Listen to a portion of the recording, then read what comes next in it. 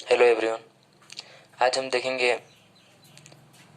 Class 10th का Bihar board का अर्थशास्त्र का पहला चैप्टर अध्याय 1। पहला चैप्टर का हमारा नाम है अर्थ अर्थव्यवस्था एवं इसके विकास का इतिहास। ये हमारा जो है वो फर्स्ट चैप्टर है। इसके बारे में आज हम अध्ययन करेंगे, देखेंगे इसके बारे में।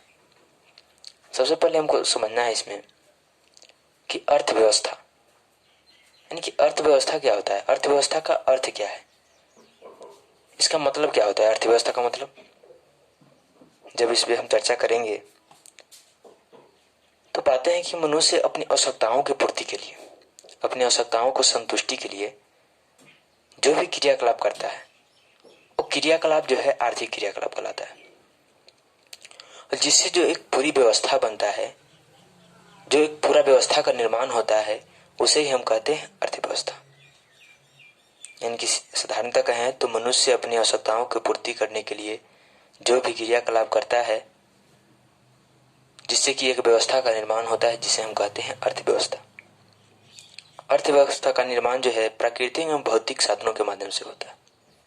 जैसे कि जितना भी प्राकृतिक द्वारा दिया गया साधन है या भौतिक साधन जो यानी कि जिसको या वैसे साधन जिसको मानव ने बनाया है, इन सभी साधनों से ही जो है अर्थव्यवस्था का निर्माण होता है, जिसके आधार पर हम अपना विकास करते हैं, अपने आर्थिक गतिविधियों पर चर्चा करते हैं, देखते हैं। तो ये हमारा है अर्थव्यवस्था। सबसे पहले अगर इसमें कुछ बेसिक बात करें तो अर्थशास्त्र किसे कहते हैं। सबसे पहला बात यह आता है यानी कि वैसा शास्त्र जिसमें हम आर्थिक गतिविधियों के बारे में चर्चा करेंगे या अध्ययन करते हैं, वैसा शास्त्र जिसमें हम आर्थिक गतिविधियों का अध्ययन करेंगे, वो शास्त्र हमारा अर्थशास्त्र कहलाएगा। आर्थिक गतिविधि मतलब यानी कि मनुष्य के आर्थिक क्रियाकलाप जो होता है, आर्थिक गतिविधि यानी कि जो भी मनुष्य अपने आवश्यकताओं की पूर्ति करने के लिए, संतुष्टि के लिए जो भी क्रियाकलाप करता है, जो भी काम करता है, वो काम कुछ भी हो, वो आपको जो है आर्थिक क्रियाकलाप कहलाएगा, आर्थिक गतिविधि कहलाएगा।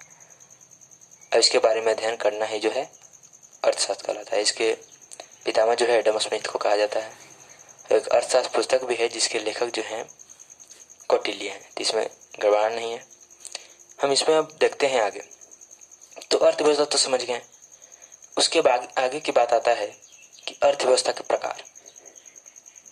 तो जब अर्थव्यवस्था के प्रकार के बारे में चर्चा करेंगे तो पूरा विश्व में स्वामित्व के आधार पर यानी किस पे किसका अधिकार रहेगा, इसके आधार पर अगर बात करें तो पूरा विश्व को जो है स्वामित्व के आधार पर अर्थव्यवस्था को 3 मुख्य भागों में बांटा गया है,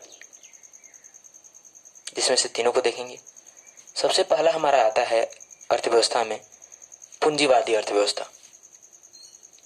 पूंजीवादी अर्थव्यवस्था यानी कि वैसी अर्थव्यवस्था जिसमें उत्पादन के साधन और संपत्ति पे जो है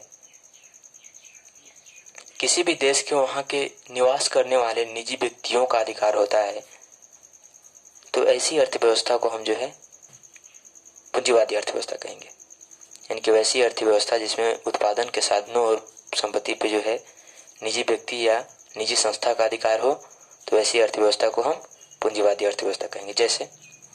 जैसे अगर बात करें तो आपको ब्रिटेन हो गया, अमेरिका हो गया, जापान हो गया, कनाडा हो गया, ये सब देश में जो है पूंजीवादी अर्थव्यवस्था। यहाँ पे जो संपत्ति उत्पादन के जो भी साधन है और सब पे जो है वहाँ की निजी व्यक्तियों और निजी संस्था का अधिकार होता है, सरकार का अधिकार नहीं होता।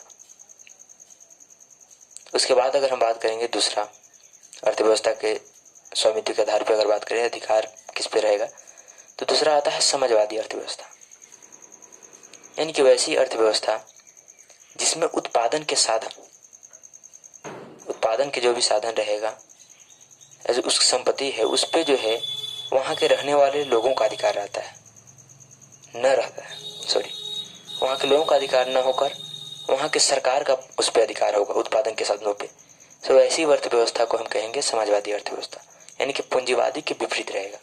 पूंजीवादी में है कि उत्पादन के साधन पे वहां के लोगों का अधिकार, निजी व्यक्ति निजी संस्था का अधिकार होगा, और समाजवादी में जो है वहां के उत्पादन के साधन और पूंजी पे जो है वहां की सरकार का अधिकार होगा, जनता का नहीं।